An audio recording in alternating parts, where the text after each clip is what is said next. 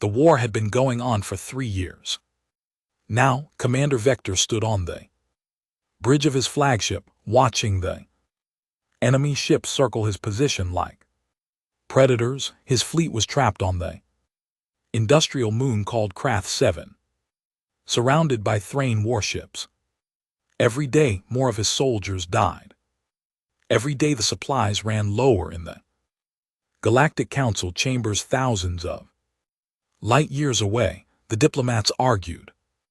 The Valkyrie Empire and the Thra Collective had been friends once. Now they killed each other over a strip of space neither really needed. The Council had tried everything to stop the fighting. Nothing worked. Both sides were too proud to back down. We need something new, said Envoy Lethis, Thrain diplomat who secretly hated the war. Something unexpected.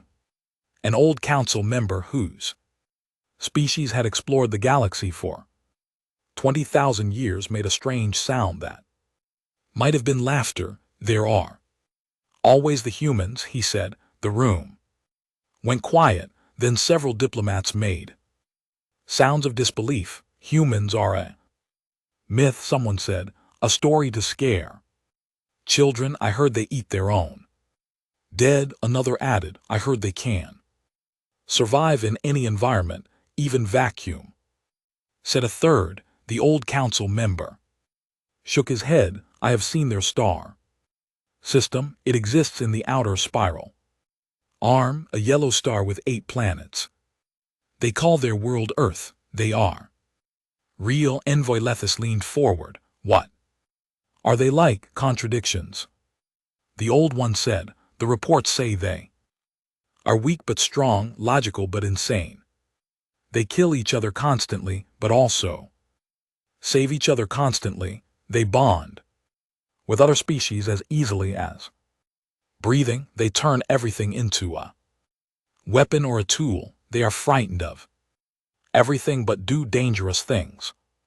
Anyway, that makes no sense. Vector's voice came through the communication channel. He had been listening to the council session, hoping for any help. How can a species be all those things? I do not know, the old one admitted, but if the rumors are true, they are very good at war. They have been fighting each other for their entire history. Every generation, they invent new ways to kill. The council voted. It was a small vote, almost meaningless. They would send a distress signal toward the Sol system, where Earth supposedly existed. No one expected an answer. It was just something to tell Commander Vector so he would not feel abandoned. The signal was sent. It traveled through the dark space between stars, carrying a simple message. Help needed. War in progress. Coordinates attached. 10 days passed. Commander Vector's situation grew worse. He had lost 2 more ships. Food was being rationed. The Thra forces were preparing for a final assault. Then his sensors officer made a shocked sound. Commander, 3 unknown ships just appeared at the edge of the system. Vector looked at the display. The ships were small, much smaller than standard military vessels. Their design was strange, not matching any known species. They moved in odd patterns, constantly adjusting their positions. Communication request came through. Vector accepted it. The face that appeared on the screen was shocking. The creature had hair on its head, but smooth skin elsewhere, 2 eyes positioned forward like a predator, flat face with a small nose and mouth. It wore a neat uniform with symbols that meant nothing to Vector. This is Captain Day 1 of the Earth Defense Fleet, the creature said in perfect galactic standard language. Its voice was calm, almost gentle. We received your distress call. We are here to help. Vector stared. Humans were real. They had actually come. You are human, asked stupidly. Yes. Duan said, a small movement of his mouth that might have been a smile. No, we are supposed to be a rumor. Sorry to disappoint you. What is your tactical situation over the next hour? Vector explained everything. The human captain listened without interrupting, occasionally making small marks on a device he held. Two other humans appeared on the screen behind him. One was a female with long dark hair, wearing a uniform with red symbols. The other was younger male with quick, intelligent eyes. This is Hana, our chief medical officer, Duan said, gesturing to the female, and this is Jizu, our engineering specialist. You brought a doctor to a war? Vector asked. Confused. War creates wounded, Hana said.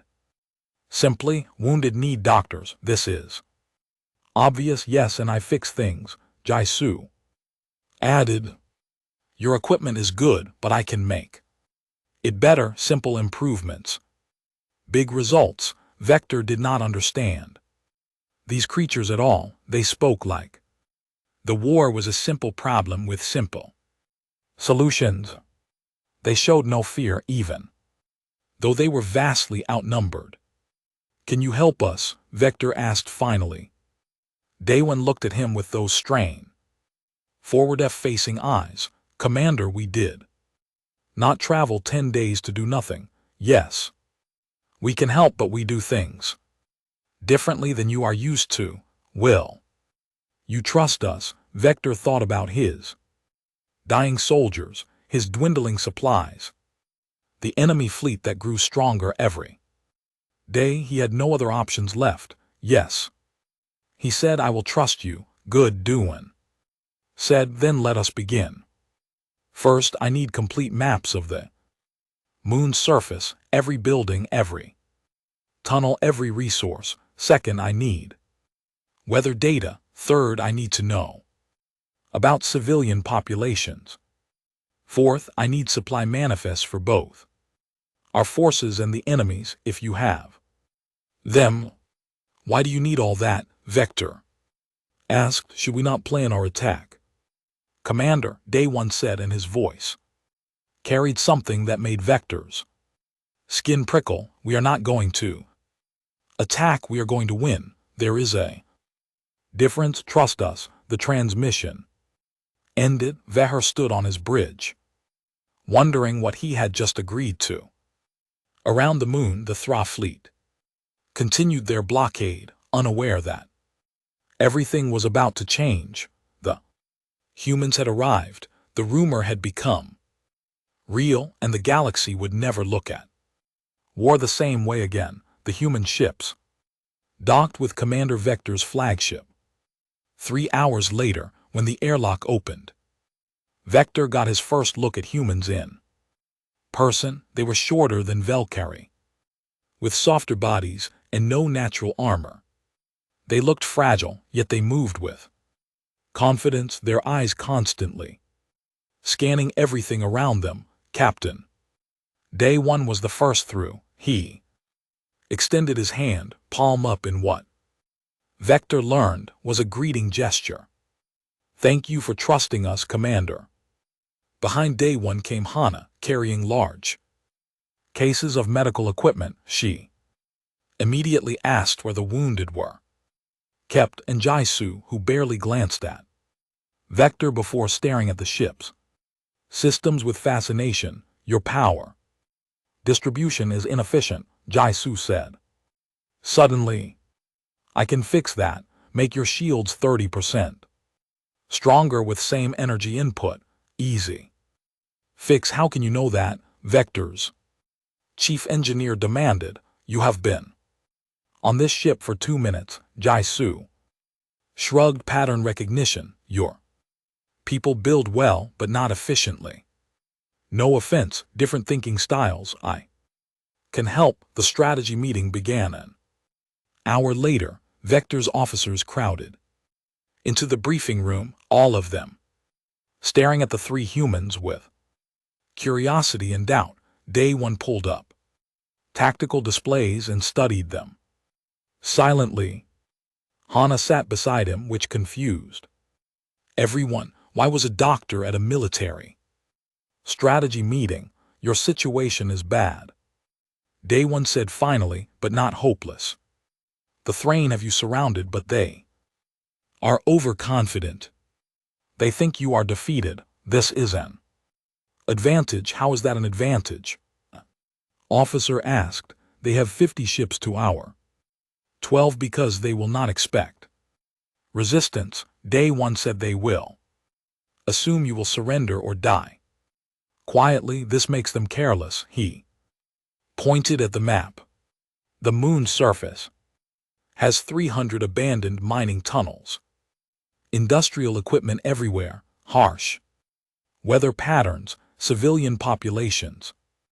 In these zones, this is not just a battlefield, this is an environment full of tools we can use. Use how? Vector asked. Guerrilla warfare, Day 1 said. Hit and run tactics, asymmetric engagement, psychological operations.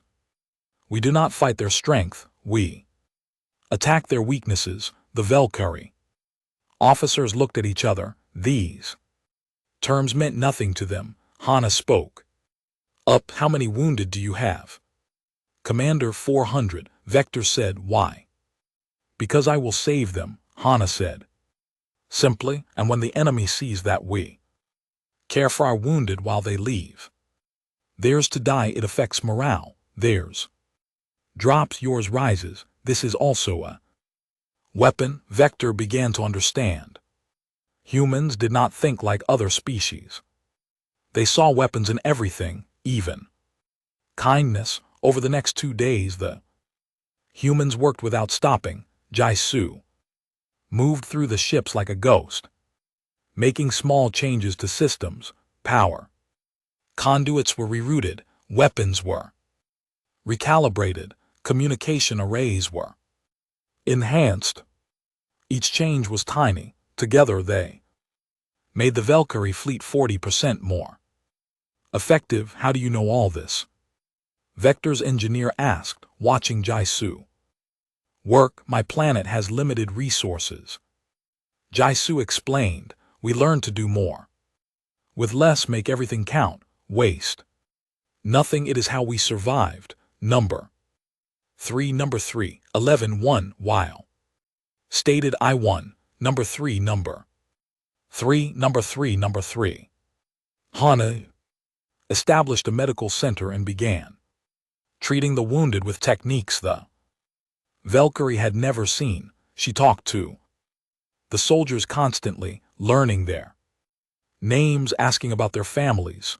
The wounded soldiers started recovering faster, their spirits lifted. She is strange, one soldier told Vector. She cries when she sees our injuries, but her hands never shake when she works. How can she be sad and strong at the same time? Number 2 revined with me, Tenjing with meatly livided, and since Vector had no answer, Day 1 spent his time studying everything. He walked through the ships asking questions. He studied maps of the moon's surface. He reviewed supply lists. He interviewed soldiers about the Thra tactics. He seemed to absorb information like a sponge. On the 3rd day, the Thra attacked. Their fleet moved into assault positions, expecting an easy victory. Vector's forces prepared to defend, knowing they would probably die. Then Duan's plan activated. The Valkyrie ships did not fight where the Thra expected. They retreated toward the moon's surface, drawing the enemy down into the atmosphere. The Thra followed eagerly, thinking the Valkyrie were running. Scared, they flew directly into a trap. Human-modified sensors had been hidden across the moon's surface. They fed perfect tracking data to Valkyrie weapons. Suddenly, the Valkyrie could hit targets they could not even see. The Thra ships found themselves taking fire from unexpected angles, but that was just the beginning. Underground human soldiers worked with Valkyrie troops. They had rigged the old mining tunnels with explosives as Thra ground forces landed. Entire sections of terrain collapsed beneath them, not killing them but trapping them, isolating them. The Thrain forces that made it through found themselves in a nightmare. The humans had taught the Valkyrie to fight in new ways: ambushes from behind, false retreats that led into kill zones, improvised weapons using industrial equipment. The heavy machinery of the mines became weapons, chemical storage. Tanks became toxic obstacles, and everywhere the humans were present, Day One coordinated from orbit with perfect calm. Human soldiers on the ground moved like they were dancing, always in the right place at the right time. They seemed to predict where the enemy would be before the enemy knew themselves.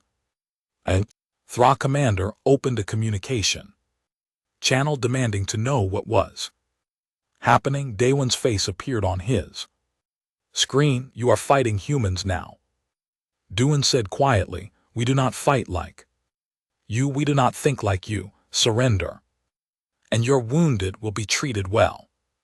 Continue fighting, and we will make this moon your grave." Choose. The Thra commander chose to fight. It was a mistake. Over the next 6 hours, the Thra forces were systematically destroyed, not through overwhelming power, but through perfect tactics. Every time they attacked, they found empty positions. Every time they defended, they were hit from unexpected directions. Their communications were jammed. Their supplies were cut off. Their morale crumbled. By nightfall, the Thra fleet retreated.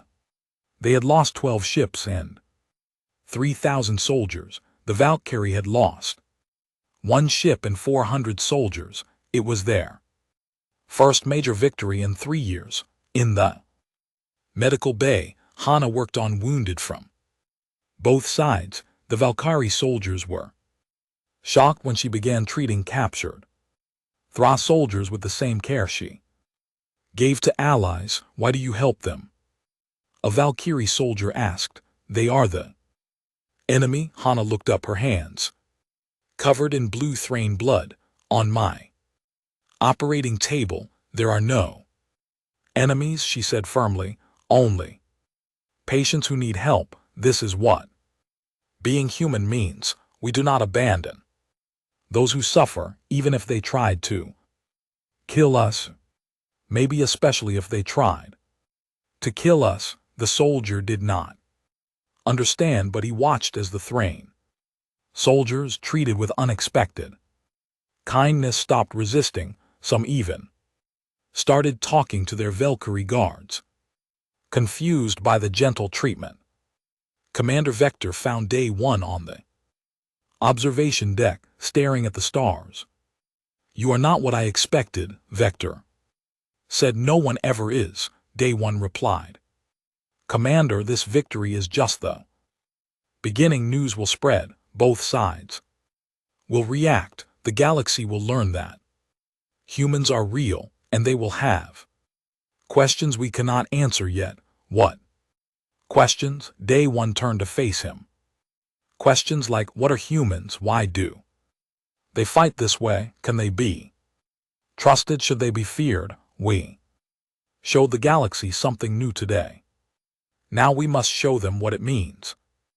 Outside the ship, the stars shone cold and distant. The war continued, but something had changed on Krath 7. Rumor had become truth, and the truth was more complicated than anyone expected. The days after the battle brought strange changes to Krath 7. Human soldiers began mixing with Valkyrie troops, and the aliens discovered that humans were walking contradictions that made no sense. Jin was a human sniper, one of the best according to her. Records she could hit targets from. Distances that seemed impossible.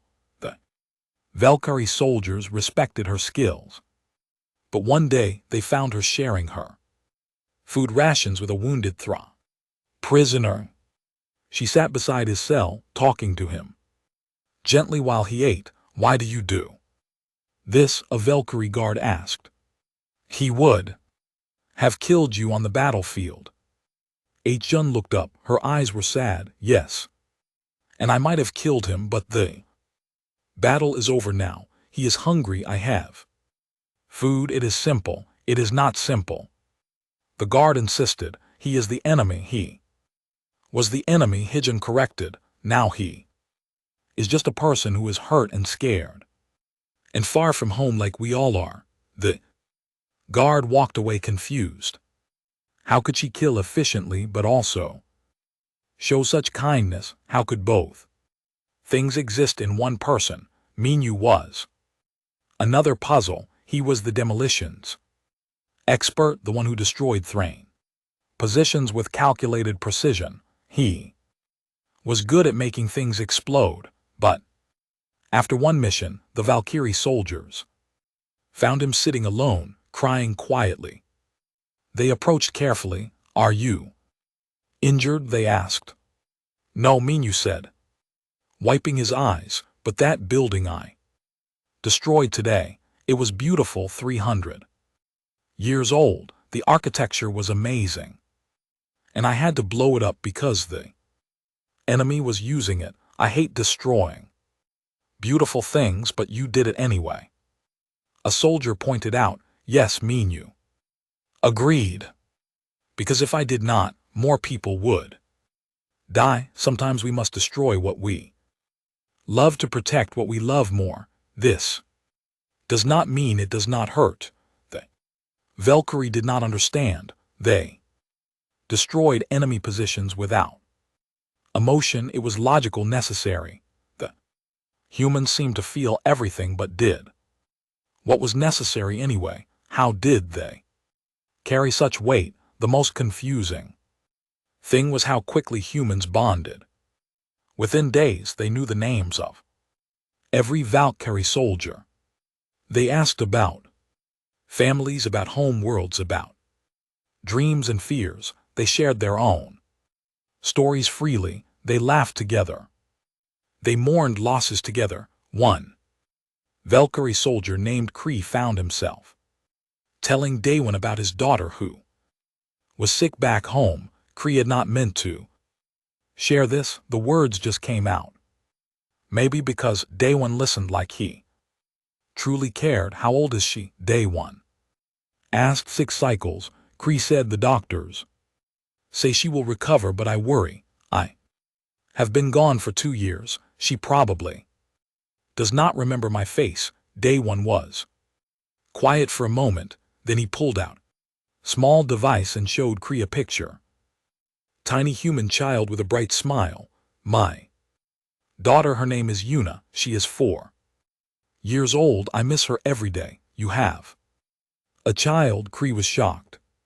"But you are a soldier. You fight." "Yes," Daewon said. "I fight so she does not have to. I fight so she can grow up in a safer universe. This is why all soldiers fight. Is it not for those we love who cannot fight for themselves?" Kree felt something strange in his chest. Connection, understanding. This human, this alien creature from a rumored world, understood him perfectly. They were the same. That evening, Commander Vector asked Daewon the question that troubled him most. "Why do you help us?" Vector said. "Your species owes us nothing. We are strangers. You risk your lives for people you never met." "Why?" Daewon stood at the observation window looking at the scarred surface of Krath 7 below. "Because you asked," he said finally. "Because it is right. Because if we do not stand against cruelty when we can, what does that make us?" "My people have a saying, evil wins when good people do Nothing, we choose to do something, but what do you gain? Vector pressed. There must be a reason. Payment, alliance, resources. We gain the knowledge that we helped do, and said we gain the satisfaction of doing what is right. Is this not enough for my people? No. Vector admitted, we help allies because of treaties. We fight for resources or territory. We act for logical reasons. 7. And you are dying because of it. Duan said, not unkindly. Commander, logic is important, but it is not everything. Sometimes the right choice is not the logical choice. Sometimes we must act because our hearts demand it, even when our minds say it is foolish. Vector had no response to that. In the medical bay, something remarkable happened. Hana had established a field hospital that treated everyone equally. Valkyrie soldiers lay in beds next to Thra. Prisoners, at first they refused to look at each other, but pain is a universal language, so is healing. Young Thra soldier, barely an adult, cried out in pain during treatment. Hana held his hand while she worked, speaking softly, I know it hurts, I am sorry, it will be better soon, you are brave, hold on. In the next bed, a Valkyrie soldier watched. He had lost friends to Thrain. Weapons, he should have hated this enemy soldier, but watching the young Thra cry for his mother while Hana comforted him, the Valkyrie soldier saw only a scared child, not so different from himself. Later, when Hana stepped away, the Valkyrie soldier spoke to the Thra. The Thra looked at him with suspicious eyes. Why do you speak to me? Because we are both patients now, the Valkyrie said. The fighting is outside, in here we are just people trying to survive. It was a small moment, but it mattered. Jaisu made a discovery that changed everything. While reviewing communication logs, she found the original cause of the war. It had started over mining rights to an asteroid field. Both sides claimed ownership, but Jaisu traced the claims back and found the truth. The asteroid field had been abandoned by a third species centuries ago. Neither the Valkyrie nor the Thra had any real legal claim. The whole war was based on a misunderstanding that neither side had bothered to investigate. She brought this information to both Day 1 and Commander Vector. 3 years of war. Vector said slowly, staring at the data. Thousands dead, all for nothing, not for nothing. Jizu said, for pride, for the unwillingness to back down, for the fear of appearing weak. These are the real reasons wars continue after they should stop. What do we do with this information? Vector asked. We share it. Day 1 said, with everyone, both sides. Let them know the truth. Maybe it will not stop the war. Pride is a powerful force, but truth is more powerful. It plants seeds of doubt, and doubt can become questioning, and questioning can become peace. That night, around a small fire in an underground bunker, human and Valkyrie soldiers sat together. The humans had a tradition, they explained. After a battle, they shared stories not of fighting but of life, of home, of the things they missed. A human soldier named Boram talked about his grandmother's cooking, the way her kitchen always smelled of warm bread, how she would hum while she worked. He had tears in his eyes as he spoke. The Valkyrie soldiers shared their own memories of family, of peaceful days, of things they hoped to return to. In that small circle of firelight, enemies became companions. Aliens became friends, and the walls between different species began to crumble just a little. Commander V. Thor watched from a distance. He was beginning to understand what humans were. They were not stronger or smarter or more advanced. They were something else entirely. They were hope-wearing armor. They were compassion-wielding weapons. They were the illogical choice that somehow made perfect sense, and the galaxy had no idea what was coming. News of the human victory spread across the galaxy faster than light itself. Every species heard the story differently. Some said humans were warriors who could not be defeated. Others said they were tricksters who used deception. A few said they were dangerous and should be avoided. The Galactic Council called an emergency session. They demanded to meet these humans who were supposed to be myths. They wanted proof of human capabilities before considering them for membership in the galactic community. In the Thra collective capital, the military leaders were furious. Their pride was wounded. Their reputation was damaged. They could not accept defeat from an unknown species with only 3 ships. The supreme commander of the Thra forces made a declaration that shocked even his own advisors. We will send the Warbringer fleet, he announced, 20 of our finest warships. We will crush these humans and show the galaxy that the Thra collective is not to be mocked. Supreme Commander, an advisor said carefully, 200 ships seems excessive for 3 human vessels. Perhaps we should study them first, understand their tactics. No, the Supreme Commander said coldly. We will overwhelm them with pure force. There will be no clever tactics to save them this time, only fire and death. Warbringer fleet was the pride of the Thra military. Ships that had conquered dozens of worlds.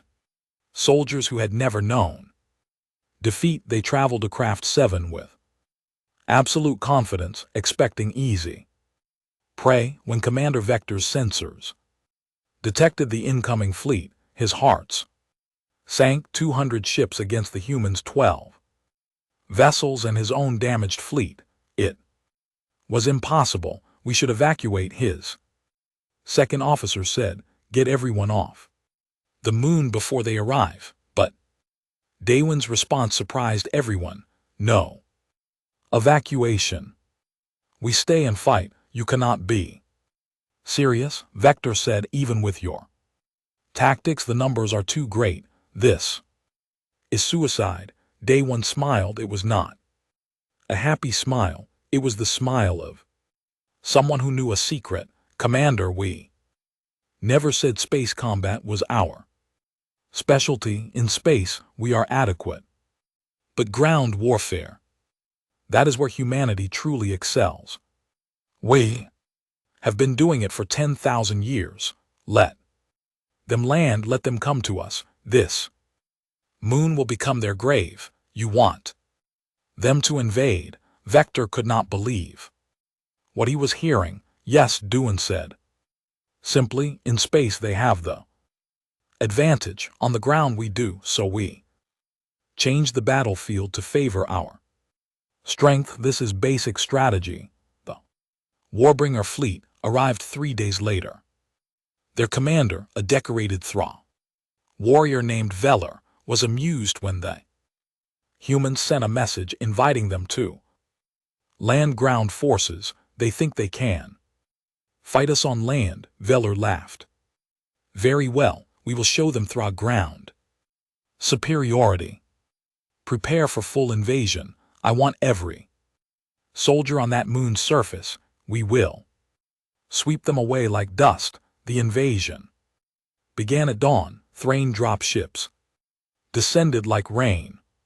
Thousands of soldiers ready for glorious battle. They landed in organized formations, expecting resistance. What they found was an empty battlefield. Then the moon itself turned against them. The humans had spent 3 days preparing Every tunnel, every building, every piece of equipment had been turned into part of a massive trap. As the Thrain soldiers advanced, the ground beneath them exploded, not massive blasts but carefully calculated collapses that separated units, trapped groups created chaos. Industrial machinery came to life, controlled remotely by Jaisu and her engineering teams. Massive diggers became obstacles. Chemical storage tanks released irritating gases that did not kill but made soldiers unable to fight. Coughing and blind, water pipes burst, flooding low areas. Power lines were weaponized, creating electric barriers.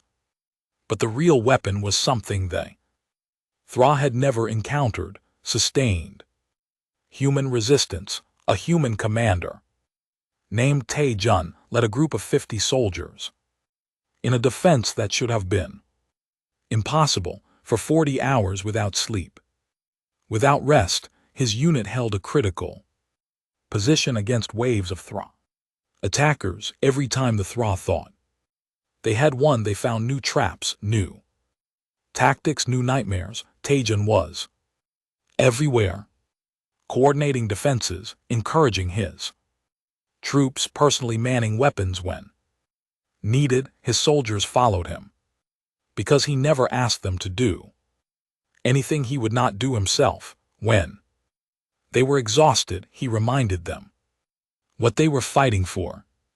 When they were afraid, he stood beside them and faced the fear together. The Thrain soldiers began to break psychologically.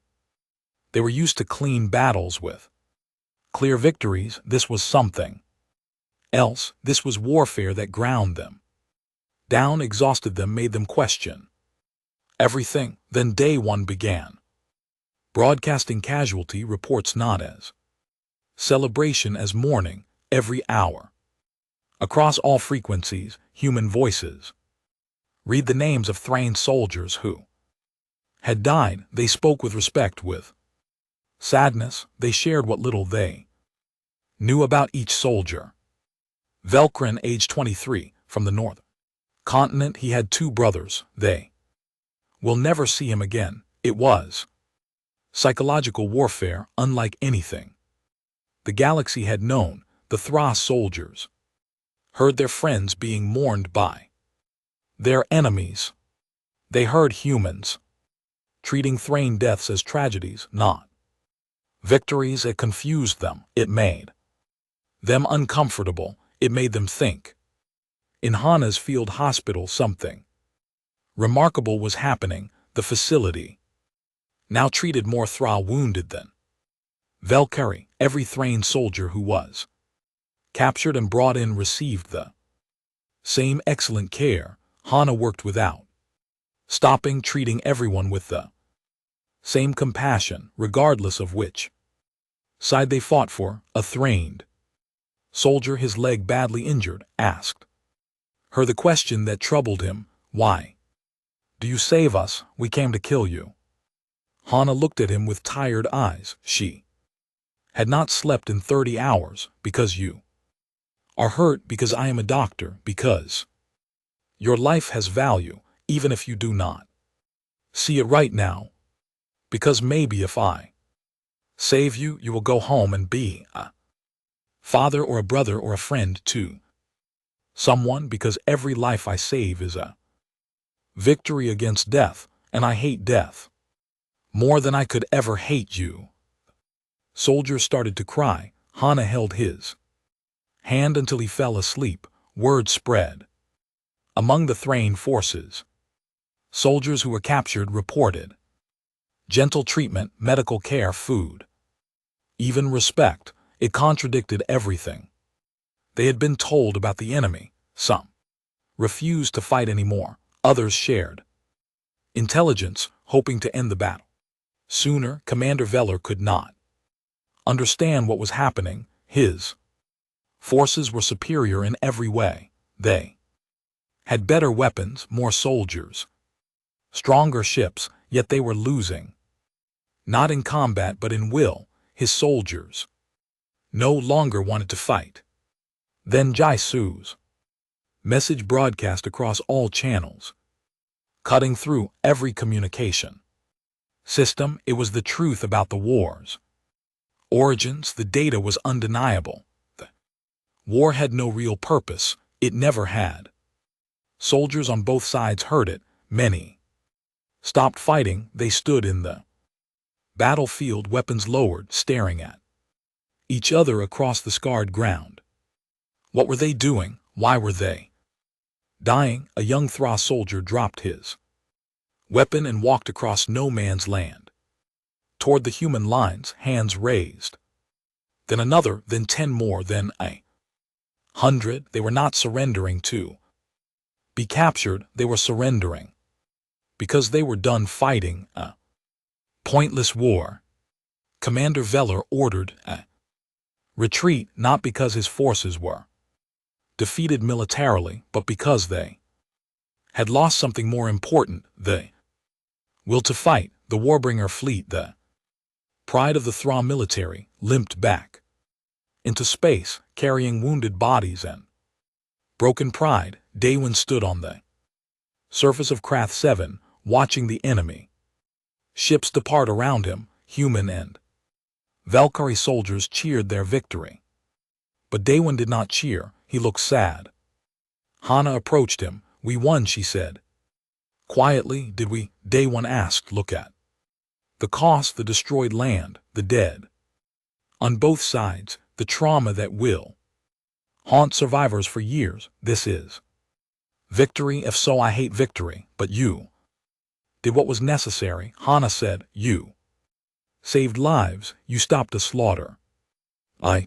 No, Daewon said. "That does not mean I have to like it. That is what being human means. Hana, we do terrible things for good reasons, and we carry the weight of both the terrible and the good. We do not get to pretend the terrible part does not matter. Above them the stars shone, indifferent to mortal struggles. But across those stars the galaxy was learning a new truth. Humans were not myths. They were real, and they were unlike anything the galaxy had ever seen. The Galactic Council chamber was more crowded than it had been in 1,000 years. Representatives from every major species had come to witness the human hearing. Some came from curiosity, others from fear, a few from hope that they did not dare speak aloud. Captain Daewon stood before them alone. He had refused an escort. Walking to the center of the vast chamber with calm confidence, he wore his simple uniform, carried no weapons, showed no fear.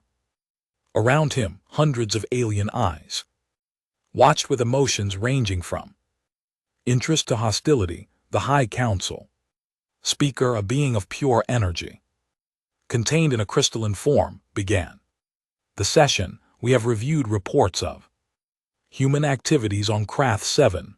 The accounts are difficult to believe.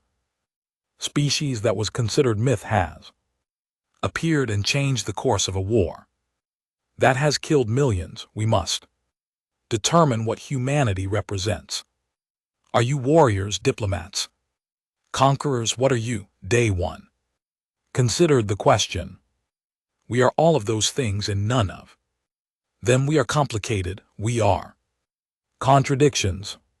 We are a species that has been killing each other since we learned to pick up rocks, but we are also a species that will risk everything to save a stranger. We are logical and insane. We are strong and fragile. We are exactly what the rumors said. We are human. That explains nothing," another council member said sharply. Number Daewon agreed. "It does not, because humanity cannot be easily explained. You want us to fit into categories, you understand.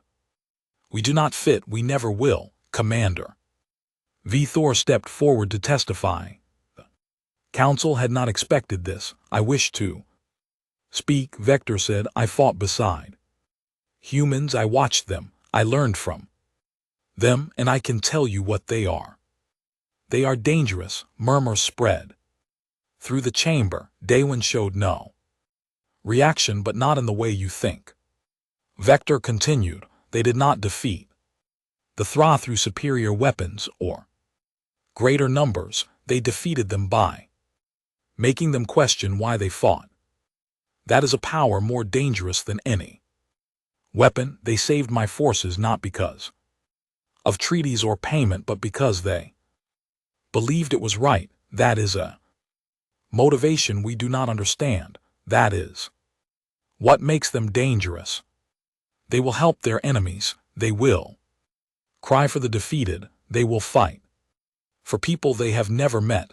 How do you predict that? How do you control that? Envoy Lise, who now represent the Thra Collective, spoke next. Her voice was soft but clear. They defeated us not by killing us, but by making us see ourselves. They mourned our dead with respect. They treated our wounded with compassion.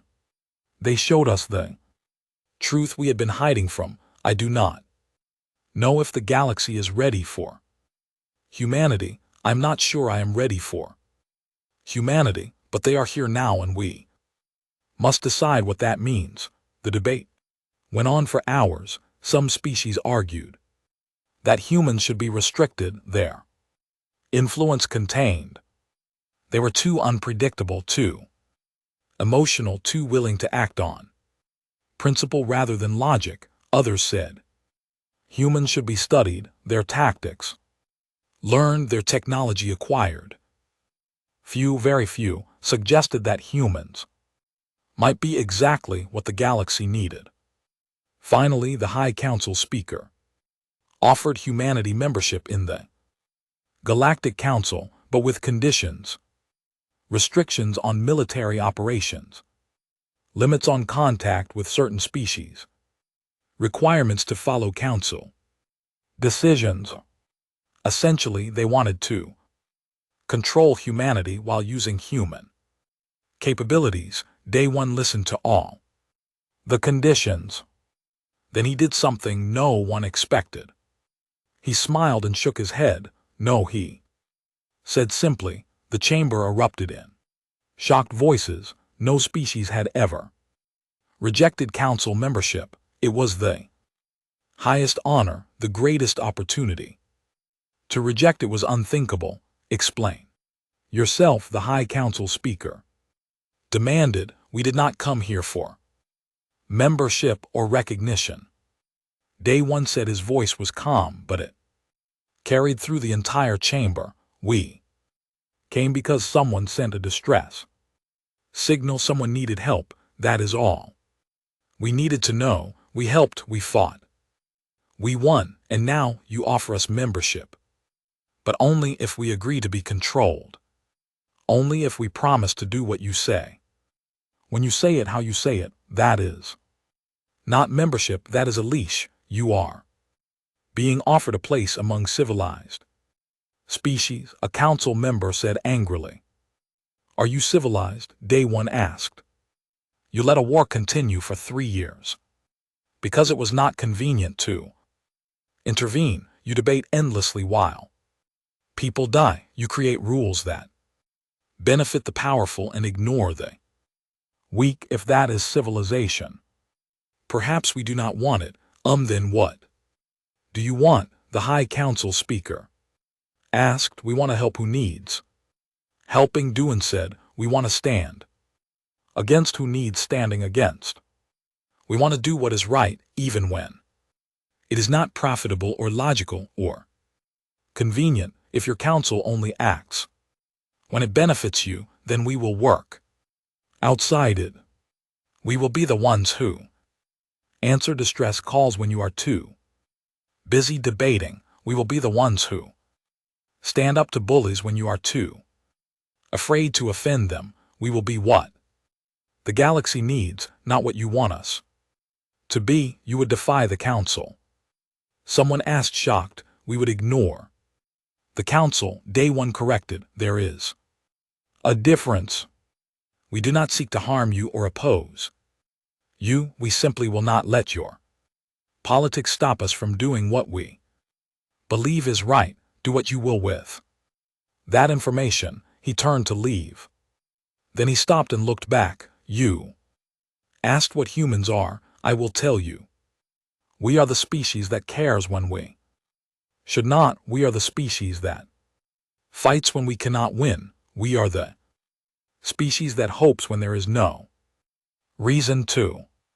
We are stubborn and foolish, and emotional and brave and stupid and wise all at once. We are human for better or worse. We are here now, and the galaxy will never be the same.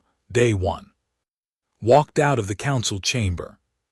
Behind him, hundreds of species sat in stunned silence. Later on, the human flagship preparing to depart, Duan stood with his crew. Hana had chosen to stay behind on CR7. She was establishing a medical school to teach her techniques to other species. She had students from 6 different worlds. Already you could have come home, Day 1 said to her. Hana smiled. This is more important. These people need what I can teach, and I need to know that what we started here will continue. Go answer the next call. I will be here building something that lasts.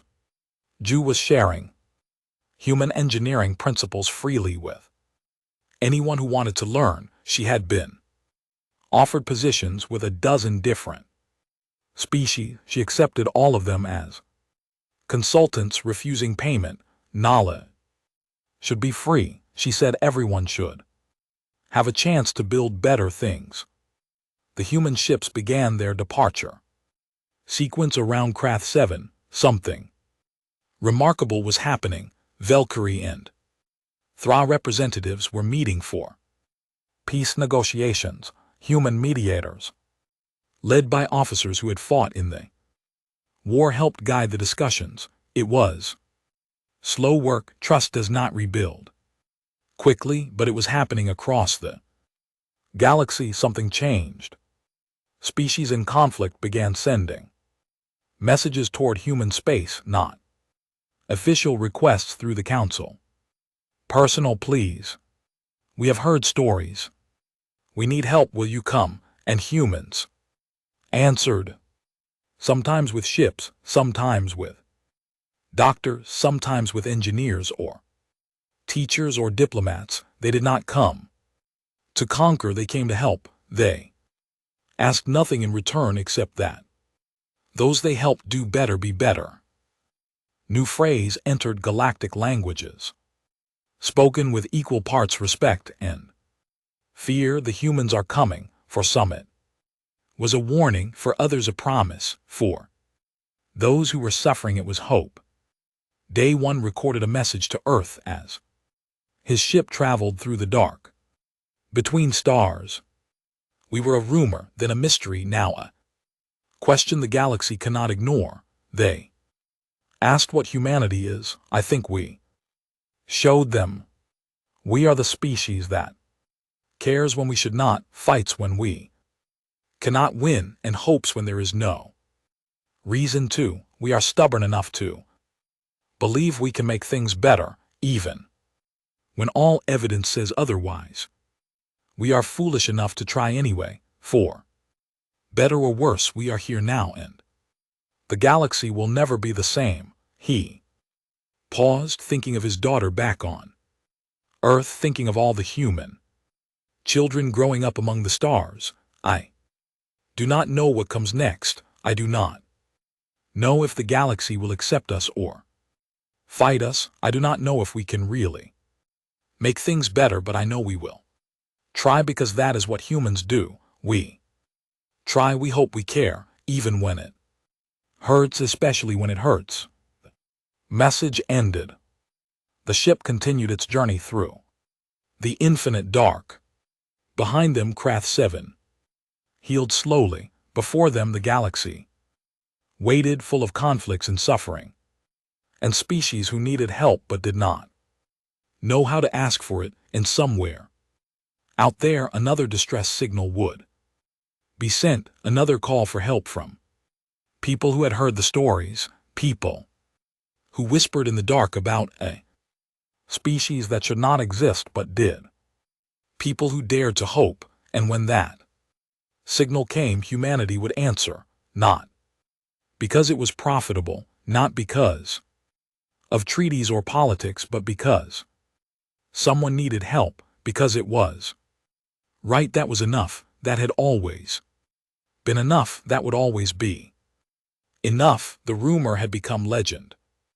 The legend had become truth, and the truth was simple. Humanity had arrived, and nothing would ever be the same again.